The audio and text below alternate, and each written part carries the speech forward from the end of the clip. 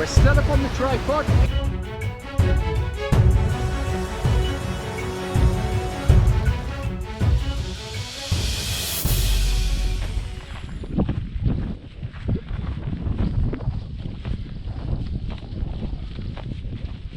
Today is Tuesday, January the 28th. We're at the base of the Niagara Escarpment, Collingwood, Ontario, and the base of Blue Mountain. Gary here, trail name Jasper. Hey, welcome to my world. So today, well, it's going to be question period part 2. And I had a great deal of response after I'd done question period or question and answer part 1. I got lots of emails, lots of comments, lots of questions. Wow. So thank you for that, guys. I'm overwhelmed with the questions we got and the comments and so on. So yeah. We're just outside Collingwood, Ontario. The Blue Mountain section of the Bruce Trail, pretty much, basically, we're going to be entering a Blue Mountain side trail or a Bruce Trail side trail, the Mission Road side trail, just further up this trail here. And today's hike is all about elevation gain as far as the actual hike is concerned. But you know what? Without any further ado, let's get into our first question.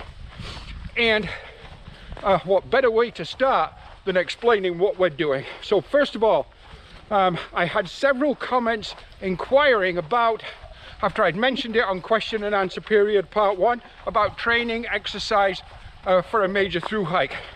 Well, okay, what I'm doing today is exactly that. So today I am doing a 12-kilometer hike. I'm doing it with a pack. This is a training pack of about 25 pounds, so lighter than an actual through hike trail pack, but I call it a training pack at 25 pounds. We're doing a hike that's going to give us a total elevation gain today of 3,000 feet.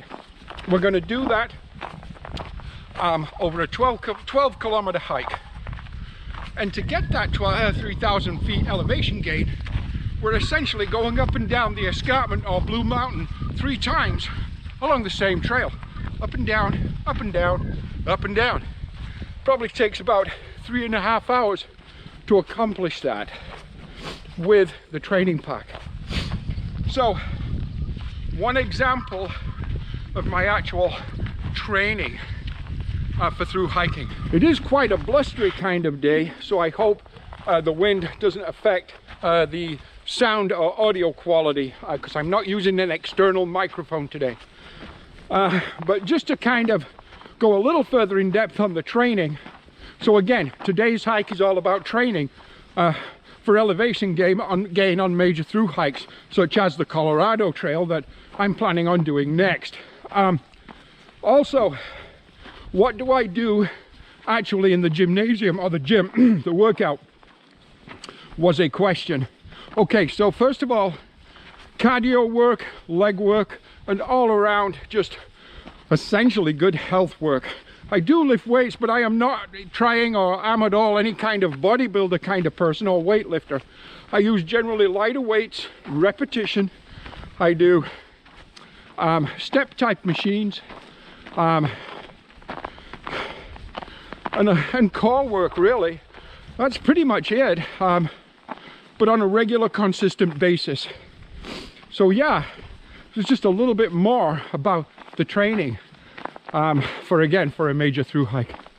Essentially, the bottom line is training for a through hike, put on a pack, find some hills, and get out there and hike them.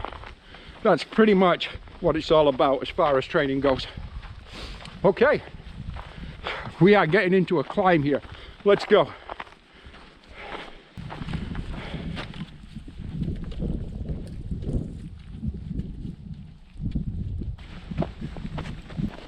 Okay, question number 2 for today. On trail safety and wildlife safety, and have I ever had any kind of safety or security type issues on the trail? And my answer to that is no, I never have. First of all, the two things that I think are most likely to bother you on a trail would be, as far as wildlife is concerned, if you want to call it wildlife, is probably domesticated animals such as domestic dogs. And people just out for a walk with their dogs off leash, they get excited and they can scare you somewhat, and that can happen. And secondly, people, you never really know who you're going to meet on the trail. And over the years there has been news reports. In fact, there was one, I believe last year, 2019, of a young person, or a military person actually, being killed on the Appalachian Trail through the violence from other people. So it happens. However, it happens anywhere and in all walks of life. It's not restricted to any kind of trail. So generally speaking, I believe personally a person is quite safe on pretty much any given trail as far as wildlife and people are concerned. All the people I've met on any trail I've hiked have always been out there and enjoying the outdoors. They haven't been there to rob anybody or provide any kind of concern for others or threat to others. People are just, generally speaking, out there to enjoy the trail and enjoy the outdoors. So the bottom line is, I would have no fear as far as people are concerned. As for wildlife, yeah, you know, some trails take you through areas of bear activity, and bear food handling kind of precautions should be employed or taken, such as bear bags, odor-free type bags, bear canisters and so on, hanging food bags. Depending where you are, what kind of bear you're dealing with, whether it's black bear or grizzly bear. Coyotes, well, on the Bruce Trail there was a lot of coyotes and they got very close to my tent, but they never actually bothered me. I could hear them very close to the tent, sometimes 10 or 15 feet away, but they never actually approached any closer than that or made any contact with me.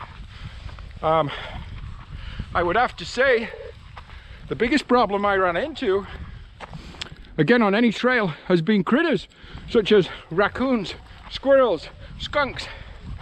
They're brave little critters. They'll come chew right through your tent to get at your food supplies. So again, food handling. Bottom line again, I think you're pretty much safe on the trail from animals, wildlife, or people. But precautions, common sense are always best employed. So use good common sense, good judgment, you should be just fine. I wouldn't concern myself at all. Okay, let's keep going.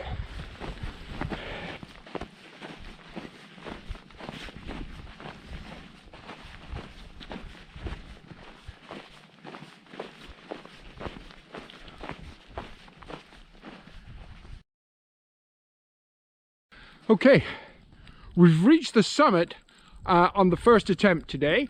We have 2 more to do, so we've gained 1,000 feet of elevation. Now we have to head back down the trail, turn around, come back up. And that's fine. We have to do that a total of 3 times, but that's okay. But one thing I wanted to point out, and I noticed, as we rose today and we entered more and more into this absolutely beautiful winter wonderland along the trail, the temperature did indeed drop. Now, on average, about for every 1,000 feet of elevation gain, the temperature on average, because there has to be kind of an ISO for temperature gauge, I guess, and that would be about a decrease of 2 degrees Fahrenheit or 1 degree Celsius per 1,000 feet of elevation. Again, just a rule of thumb. And I did feel a small temperature change. More snow here. So it's just not melting by any means. Right now up here it's about -3 degrees Celsius. Somewhere around 26 degrees Fahrenheit maybe. Okay. Having said that, Next question. Well, a question I've had 2 or 3 times was on my sleeping system. So first of all, my sleeping pad. Okay, on my Bruce Trail through hike, I used a Thermarest Z-Lite sleeping pad, which worked out very, very, very well. And it's quite light at somewhere around 12 or 13 ounces, I believe. And it worked out very well for me. However, it is quite large. And it does take up a lot of space, especially if you're like me and you keep it in your backpack. I know, why would you keep that in your backpack? Why not strap it to the top like everybody else? I don't know. I just had this thing where I wanted to keep it inside my backpack. Having said that, I do also have a Woods Expedition Thermalite inflatable, self-inflating pad. Now, this is the smallest size as far as a full-length pad goes. So it's 20 inches across at the widest part, significantly narrower than my Thermarest Z-Lite folding pad. However, it's very, very easy to inflate because it is self-inflating. 2 or 3 breaths and it's fully inflated. It's very easy to deflate and fold and roll back up into a much smaller pack size, again, than my Thermarest Z-Pad.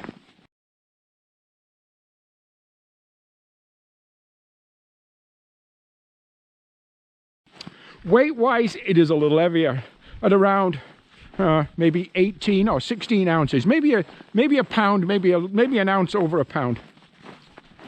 So it's slightly heavier, but it takes up significantly less space inside the pad. Oh, sorry, inside the backpack. Yeah. So, what am I going to use on my next major through hike? You know what? I haven't decided yet. Even though I have both the Thermarest and the Woods, I don't know which one I'll use. And if I do use the Thermarest, I will definitely carry it on the outside of the pack this time, not the inside. And if I had to pick one today, right now, and start the trail with this minute, I'd actually go with the Thermarest Z-Lite pad again. And again, as I said, keep it on the outside of the pack, strapped to the top. My sleeping bag. Now, I have 2 sleeping bags, and I'm not sure if we talked about this in the last video or not, but it was a question, so I am going to answer it now.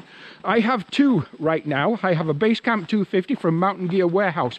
Mountain Gear Warehouse is a lesser priced, entry-level kind of hiking store. It's a British chain, but we have branches here in Canada. I find their products, generally speaking, to be pretty good. I also find the company excellent at standing behind their product, as the story about the backpack that I used to have. The Basecamp is great for 2 seasons. It's roomy, it's comfortable, I love it, and it's great for 2 seasons of camping. For colder weather, I have a Teton Trailhead 21 degree Fahrenheit. Much, much better in colder weather, much more restrictive size-wise. And when you climb into that, you are more restricted on space, but I think this is also how they keep the temperature inside the bag too, by having a smaller space to keep warm. Both of those bags are mummy bags. Will I use either one of those on the Colorado? Well, yes, I would. If I was leaving again today, I would be taking my Teton Trailhead. However, it is about 8 ounces heavier than my Basecamp. It comes in at about 2.9 pounds for that sleeping bag, and it is synthetic. It is not a down sleeping bag, but it's very, very durable. One little thing to mention, you can spend an awful lot of money on ultralight gear, ultralight sleeping pads, ultralight sleeping pads and ultralight sleeping bags especially. And I've looked at different products and I've seen reviews of different products out there. And quite often with ultralight gear in general, durability seems to be lacking a little bit. So I just wanted to kind of point that out. at this point, I guess. Just something to keep in mind about ultralight hiking. So yeah, for as far as my sleeping system is concerned, that's what I use. Do I use a sleeping bag liner? Yes, in colder temperatures, just a very thin kind of nylon type sleeping bag liner can actually, well, it does make it another 2-degree cooler kind of sleeping bag. And so on colder temperatures, I'm definitely glad I have my sleeping bag liner with me. And I would be taking that on the Colorado, most probably. And it probably weighs in at about 4 or 5 ounces for that, my sleeping bag liner. Plus it's much easier to keep clean. It's much easier to wash the liner than the sleeping bag itself. Although I do wash the sleeping bag, I have no problems doing it. Okay. You know what? Let's keep going. We're doing just fine. Just ahead of me here, and there's a barn in the distance with a row of tall trees, basically silhouetted with the gray of the snow and the cloud behind. A long kind of fence leading to that. As a landscape photographer, it really does catch my eye, and it's something I definitely want to come back here and photograph when I'm carrying, you know, actual photography gear other than a GoPro. To me, that's a beautiful winter scene. Absolutely gorgeous. And at certain times, because I have been here lots before, at certain times a lot of snow will collect in those tall trees and really just kind of highlight them. And especially if you can get a little peak of light coming through the snow from the sun. The snow tends to be kind of a low ceiling coming off the lake, off Georgian Bay, so it tends to be just a squall. And at, you know, not too much elevation, there is blue sky and sunshine, and quite often you'll get that sunlight poking through and just illuminating a certain area, and that can be really photogenic. But anyhow, just thought I'd show you that. I just think that's a beautiful winter scene right there. Definitely gonna photograph that, just not today. Okay, let's keep going. And you know what? While I'm thinking about it, we're going to answer one more question. And this particular question seems to be the #1 question as far as the Bruce Trail is concerned. I've had this question many times in emails, text messages, comments and so on in regards to, well, can I camp on the Bruce Trail? And you know what? First of all, if you are a thru hiker, you are going to camp somewhere. It's impractical to think, well, I'm going to stay in a hotel or a bed and breakfast every night on the Bruce Trail. So the expense of that is ridiculous. You're looking at $100 to $150 a night minimum for accommodations, plus transportation from trailheads back and forth, be it Uber, taxi or whatever, or the logistics of having someone pick you up and so on. The Bruce Trail Conservatory, well, that's exactly what they'd like you to do.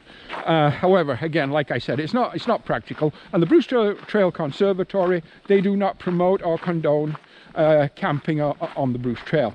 However, I am a thru hiker, and there's a lot of thru hikers out there. I camped the Bruce Trail. I camped where I decided was suitable for me each night.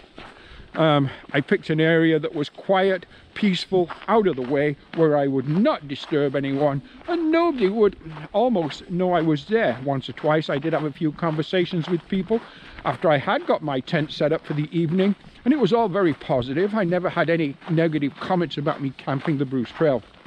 In fact, in one area down at the City View Park, which is, I'm not sure if that's in the I can't remember if it's in the Niagara section or the Iroquois section now, but anyhow, it's called City View Park, and I camped right up there one night, and one lady brought me coffee and chocolate cake from her home because she lived nearby, and we chatted for about 30 minutes in regards to hiking the Bruce Trail. So, you know what, the support from people was amazing. But anyhow, little tips. First of all, yes, camp the Bruce Trail if that's what you're going to do. Find areas that are nice and quiet, peaceful, out of the way. Leave no trace. Do not be having campfires. Do not be playing loud music.